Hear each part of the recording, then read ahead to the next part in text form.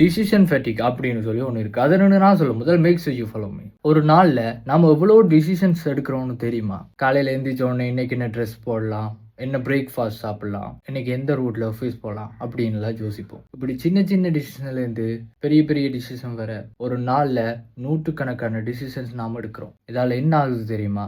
நம்ம பிரெயினோட எனர்ஜி கொஞ்சம் கொஞ்சமாக குறைஞ்சிட்டே வரும். இதைத்தான் டிசிஷன் ஃபெட்டிக் தியரி அப்படின்னு சொல்லுவோம். இந்த தியரியோட கோர் ஐடியா என்ன தெரியுமா? நம்ம ஒரு நாளில் அதிகமாக டிசிஷன்ஸ் எடுக்கும்போது அந்த டேயோட எண்டில் நம்ம எடுக்கிற டிசிஷன்ஸோட குவாலிட்டி குறைஞ்சிடும். அதாவது ராங் டிசிஷன்ஸ் எடுப்போம், இல்லைன்னா டிசிஷன்ஸ் எடுக்கும்போது தயக்கமாக இருக்கும். சம்டைம்ஸ் ஈஸியான ஆப்ஷன்ஸே சூஸ் பண்ணிடுவோம். நீங்கள் நோட் பண்ணிங்கன்னு சொன்னால் தெரிஞ்சிருக்கும். இதனால தான் நிறைய சக்ஸஸ்ஃபுல் பீப்புள் ரொட்டீனாக இருக்கிற விஷயங்களை சிம்பிளிஃபை பண்ணிப்பாங்க. லைக் ஆப்பிளோட ஃபவுண்டர் ஸ்டீவ் ஜாப் எப்போவுமே turtle neck black T-shirt and denim jeans தான் போடுவார். ஏன்னா டெய்லியுமே அவங்க எல்லாம் பெரிய பெரிய டிசிஷன் எடுக்க வேண்டிய இடத்துல இருக்கிறாங்க. சின்ன டிசிஷன்ஸில் எடுக்கிற இடத்துல அவங்க பிரெயின் எனர்ஜியை யூஸ் பண்ணிட்டா பெரிய டிசிஷன் எடுக்கும்போது ஒன்று ராங்கான டிசிஷன்ஸ் எடுப்பாங்க, இல்லைன்னா கரெக்டான டிசிஷன் எடுக்க ரொம்ப நேரம் ஆகிடும். அதனால தான் இந்த எனர்ஜியை இம்பார்ட்டண்ட்டான டிசிஷன் எடுக்கிறதுக்கு யூஸ் பண்ணணும். என்னிலேருந்து என்ன பண்ணுங்கள், முக்கியமான டிசிஷன் எல்லாம் காலையிலேயே எடுத்துருங்க. ரொட்டீன் சாய்ஸஸை கம்மி பண்ணுங்கள். அப்புறம் சில டெய்லி டாஸ்க்கை ஹேபிட்டாக ஃபார்ம் பண்ணிடுங்க.